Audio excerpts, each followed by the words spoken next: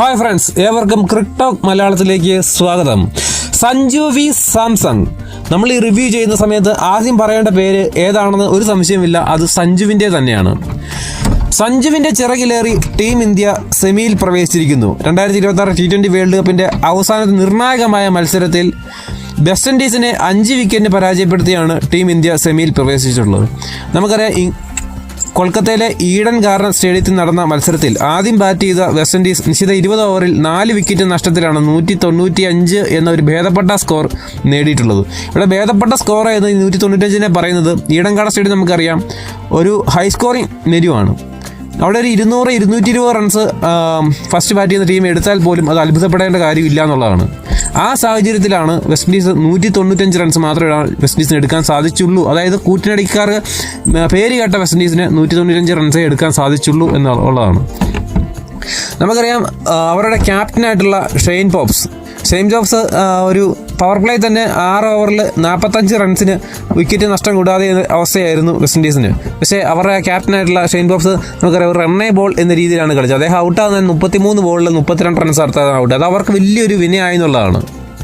അവരുടെ കൂട്ടാളിയായിട്ടുള്ള റോസൻ ജെയ്സ് 25 ബോളിൽ 40 റൺസ് എടുക്കാനായിട്ട് സാധിക്കുന്നു. തുടർന്ന് വന്ന പ്ലേയേഴ്സ്, അതായത് ഹെഡ്മേയർ ആണെങ്കിൽ 12 ബോളിൽ നിന്നാണ് 27 റൺസ് എടുത്ത് നല്ലൊരു സ്റ്റാർട്ടിംഗ് ആണ് സമ്മാനിച്ചത്. പക്ഷേ അദ്ദേഹത്തിന് സെറ്റിലാവുന്നതിന് മുമ്പ് തന്നെ അദ്ദേഹത്തെ ഔട്ടാക്കാനായിട്ട് ഇന്ത്യൻ ബോളേഴ്സിന് സാധിച്ചു എന്നുള്ളതാണ്. നമ്മൾ മത്സരത്തിലേക്ക് വന്നു കഴിഞ്ഞാൽ സഞ്ജു വി സാംസൺ തന്നെയാണ് പ്ലെയർ ഓഫ് ദ മാച്ച്. 50 ബോളിൽ നിന്നും 97 റൺസാണ് അദ്ദേഹം എടുത്ത് പുറത്താവാൻ നിന്ന്. 12 സിക്സും 4 4ഉമാണ്. നമുക്കറിയാം, 0 ആയിരുന്നവൻ ഹീറോ ആയ ഒരു രാത്രിയാണ് ഇന്നലെ നമ്മൾ കണ്ടത്. അതായത് ന്യൂസിലാൻഡ് പരമ്പരയിൽ സഞ്ജു എല്ലാ മത്സരവും കളിക്കുന്നു. 5 കളികളിൽ നിന്ന് അദ്ദേഹം നേടുന്നത് 46 റൺസാണ്. അത്ര റൺസ്, അത് 50 റൺസ് പോലും എടുക്കാനായിട്ട് അദ്ദേഹത്തിന് സാധിക്കുന്നില്ല എന്നുള്ളതാണ്. അവിടെ നിന്ന് അദ്ദേഹം T20 വേൾഡ് കപ്പിൽ അദ്ദേഹത്തിന് ചാൻസ് കിട്ടാതെ വരുന്ന 1-2 കളിയിൽ വരുന്നു. അദ്ദേഹത്തിന് പ്രത്യേകിച്ച് ഒന്നും കാര്യമായിട്ടൊന്നും ചെയ്യാൻ കഴിയാത്ത സാഹചര്യം വരുന്നു. അവിടെ നിന്നും ഒരു ഇന്ത്യ മറ്റ് ടീമുകളുടെ മുന്നിലൊക്കെ ഓഫ് സ്പിന്നറിന് മുന്നിൽ ഇന്ത്യ ഓപ്പണിംഗ് ക്ലിക്കാതെ വരുന്ന സമയത്താണ് ഒരു ലെഫ്റ്റ് ആൻഡ് റൈറ്റ് കോമ്പിനേഷൻ പരീക്ഷിക്കാൻ വീണ്ടും ടീം മാനേജർ തയ്യാറാകുകയും അങ്ങനെ സഞ്ജുവിന് വീണ്ടും അവസരം കിട്ടുകയും ചെയ്യുന്നത്. അങ്ങനെ കിട്ടിയ അവസരം ഒരു നിർണായകമായിട്ടുള്ള മത്സരത്തിൽ രാജ്യത്തിൻ്റെ തന്നെ അഭിമാനം സംരക്ഷിക്കുന്ന രീതിയിൽ രാജ്യത്തിൻ്റെ നമ്മുടെ ഈ ജനകോടികളുടെ വിശ്വാസം കാത്തുകൊണ്ടാണ് നമ്മുടെ സഞ്ജു വി സാംസൺ ഇന്നലെ ഒരു പെർഫോമൻസ് കാഴ്ച. അദ്ദേഹത്തിൻ്റെ കരിയറിലെ തന്നെ ഏറ്റവും മികച്ച ഒരു ഇന്നിങ്സ് എന്ന് തന്നെ പറയാം. നമ്മൾ ഈ അടുത്ത കാലത്ത് കണ്ടതിൽ വെച്ച് ഏറ്റവും നല്ലൊരു ഇന്നിങ്സ് എന്ന് പറയാം. അദ്ദേഹത്തിൻ്റെ കരിയർ തന്നെ ചേഞ്ച് ആവുന്ന ഒരു ഇന്നിങ്സ്. ഇത്രയും നാൾ സഞ്ജുവിനെ തള്ളിപ്പറഞ്ഞ ആൾക്കാർക്ക് എല്ലാവർക്കുമുള്ള ഒരു മറുപടി തന്നെയാണ് ഇന്നലത്തെ ഇന്നിങ്സ് എന്ന് പറയുന്നത്. അത്ര മനോഹരമായിട്ടുള്ള ഒരു ഇന്നിങ്സ് ആയിരുന്നു. നമുക്കറിയാം, അവർ ആദ്യം ബാറ്റ് ചെയ്ത വെസ്റ്റ് ഇൻഡീസ് 195 റൺസ് എടുത്തപ്പോൾ അവസാനം, അതായത് ഒരു 68 റൺസിനാണ് അവർ ഫസ്റ്റ് വിക്കറ്റ് നഷ്ടപ്പെടുന്നത്. 8.5 ഓവറിലാണ്. അത് തന്നെ അവർ ഭയങ്കര ഡിലേ ആയിരുന്നു. പിന്നെ ഹെഡ്മേയർ വന്ന് റൺസ് ഉയർത്താൻ ശ്രമിക്കുന്നവർ ഹെഡ്മേയർ ഔട്ടാവുന്നു. തുടർന്ന് വന്ന ആർക്കും തന്നെ വലിയ പെർഫോമൻസ് കാഴ്ചവെക്കാൻ സാധിക്കില്ല. പിന്നെ ജെയ്സൺ ഹോൾഡർ ഒരു 38 റൺസ്, 30 മേലെ റൺസ് ജെയ്സൺ ഹോൾഡറും പിന്നെ റോബ്മാൻ പാവലും കൂടെ ചേർന്ന് എടുക്കുന്ന ആ ഒരു പാർട്ട്ണർഷിപ്പും കൂടി ഇല്ലായിരുന്നെങ്കിൽ ഇതിനേക്കാളും ദയനീയമായിട്ടുള്ള ഒരു പെർഫോമൻസിലേക്ക് വെസ്റ്റ് ഇൻഡീസ് പോകുമായിരുന്നു എന്നുള്ളതാണ്.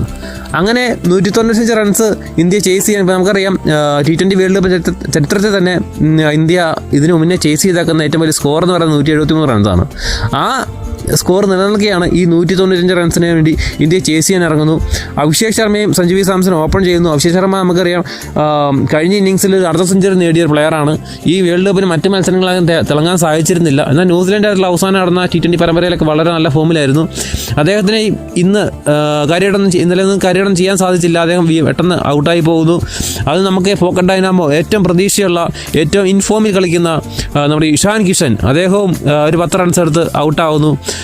ശേഷം വന്ന സൂര്യകുമാർ യാദവ് അത്യാവശ്യം കുഴപ്പമില്ലാത്ത രീതിയിൽ സപ്പോർട്ട് സഞ്ജുവിന് കൊടുക്കുന്നു. തുടർന്ന് വന്ന തിലക് വർമ്മ ഫാസ്റ്റായിട്ട് റണ്ണ് സ്കോർ ചെയ്തൊരു 27 റൺസ് നേടുന്നു. പിന്നെ ഹാർദിക് പാണ്ഡ്യ ഒരു റണ്ണേ ബോൾ സിസ്റ്റം എന്നിട്ട് കളിക്കുന്നു. അവസാനം ഫിനിഷ് ചെയ്യാൻ വന്ന ശിവൻ ദുബൈയുടെ ഒരു 8 റൺസ്.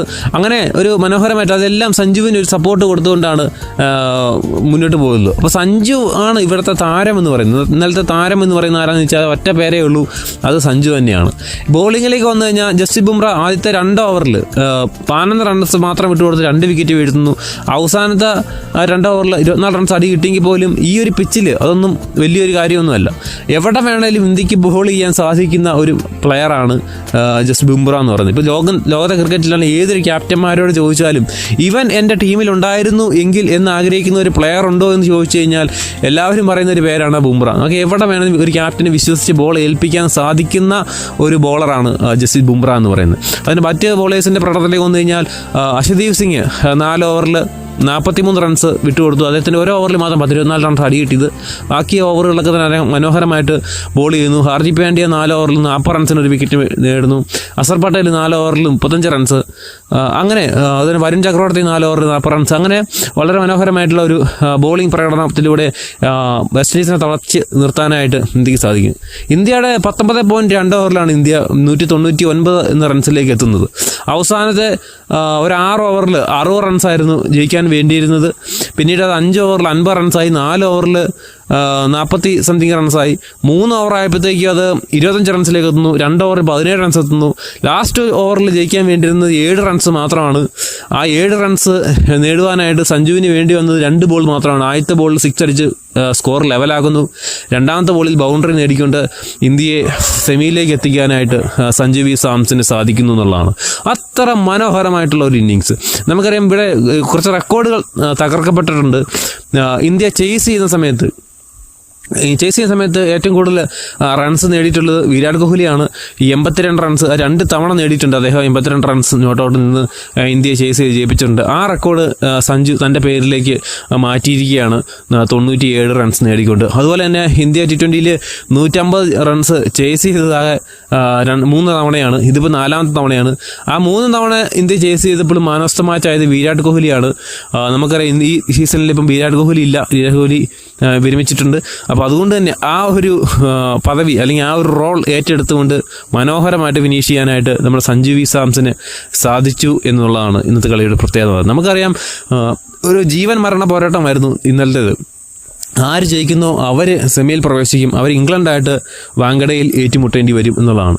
അപ്പോൾ അങ്ങനെ വന്നു കഴിയുമ്പോൾ ഇന്ത്യയെ സംബന്ധിച്ചാൽ ഇതൊരു പ്രസ്റ്റീജ് ഇഷ്യൂ ആണ് അല്ലേ. ഇത്ര സ്ട്രോങ് ആയിട്ട് നിന്ന ഒരു ടീം, അല്ലെങ്കിൽ ഈ വേൾഡ് കപ്പിൻ്റെ മുന്നേ ഒരു 12 കളി അടുപ്പിച്ച് T20 വിജയിച്ച, ലോകകപ്പിൽ വിജയിച്ച ഒരു ടീം, ആ ടീമിനെ സംബന്ധിച്ചാൽ സെമി കാണാതെ പുറത്തു പോവുക എന്ന് പറയുന്നത് വളരെ നമ്മളെ ഇന്ത്യൻ ആരാധകരെ സംബന്ധിച്ചോളം സങ്കല്പിക്കാൻ പോലും പറ്റാത്ത ഒരു കാര്യമാണ്. ആ ഒരു സാഹചര്യത്തിൽ ഇന്ത്യ പരാജയത്തെ ഒരു നിമിഷം നോക്കിക്കണ്ട ഒരു സമയത്താണ് സഞ്ജു വി സാംസൺ യഥാർത്ഥ വിശ്വരൂപം പുറത്തെടുത്ത് ഇന്ത്യയെ വിജയിപ്പിച്ചു എന്നുള്ളതാണ്.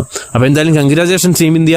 വളരെ മനോഹരമായിട്ടുള്ളൊരു വിജയം നേടുവാനായിട്ട് ഇന്ത്യക്ക് സാധിച്ചു. അപ്പോൾ സെമിയിൽ ഇംഗ്ലണ്ടിനെ നേരിട്ട് നമുക്ക് ഫൈനലിലേക്കും തുടർന്ന് കപ്പ് നേടാനും സാധിക്കട്ടെ എന്ന് മാത്രം ആശംസിച്ചുകൊണ്ട് ഈ വീഡിയോ നിർത്തുന്നു. നമ്മുടെ മുന്നേ അപ്ലോഡ് ചെയ്ത വീഡിയോസ് എല്ലാവരും കാണുക. ചാനൽ സബ്സ്ക്രൈബ് ചെയ്യുന്ന പരിഗണിക്കുക. മറ്റൊരു വീഡിയോ വീണ്ടും വരാം. Okay, by.